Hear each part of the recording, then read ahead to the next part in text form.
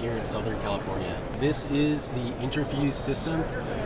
This is essentially a posterior delivered interbody from a PLIFF surgical technique that can be expanded laterally to form an ALIF-sized footprint, all within a minimally invasive procedure. Posterior interbodies are typically fairly narrow. You typically insert 2 of them from behind, and because they are smaller in nature, you can get more subsidence than you would have otherwise with a larger ALIF-style interbody. ALIF from interior, there's a lot more space to access and enter towards the spinal disc space than posteriorly. But benefit from doing this all posteriorly is you can also back up with your rods through some of the same incision holes.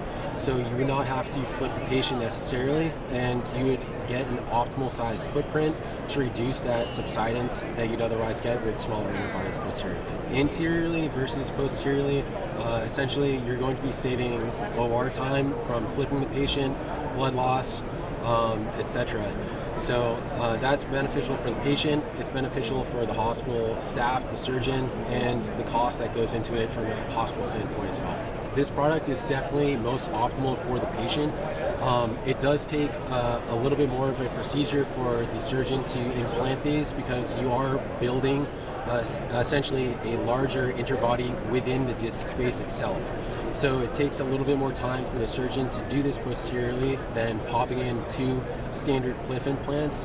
But for the patient, they're going to get reduced subsidence, which if you're unaware of what subsidence is, that's when an interbody actually can protrude into the end plates of the bone. So when that happens, a patient loses height, disc height essentially, and the angle of their actual corrective anatomy may differ from the time when they're operated on versus post-op as well. Yeah, that's something that surgeons aren't necessarily familiar with. What kind of process do you go through for training?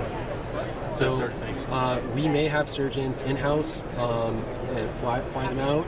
We may also go out and demo with them. It is a different procedure. They do tend to pick up on it pretty quickly. They're smart people. For sure. And the rest of the technique, aside from the insertion method, is the same as exactly what they're used to. Do you use Cadavers for that, or Sawbones for training? We'll oftentimes use either or both. It's ideal using Cadavers because surgeons can get their hands in as close to an actual patient as they possibly can. Now Sawbones, because the technique is not entirely different than what they're used to, has been sufficient for most users. That was Jeff Solimine? Yes. With NEXT Ortho?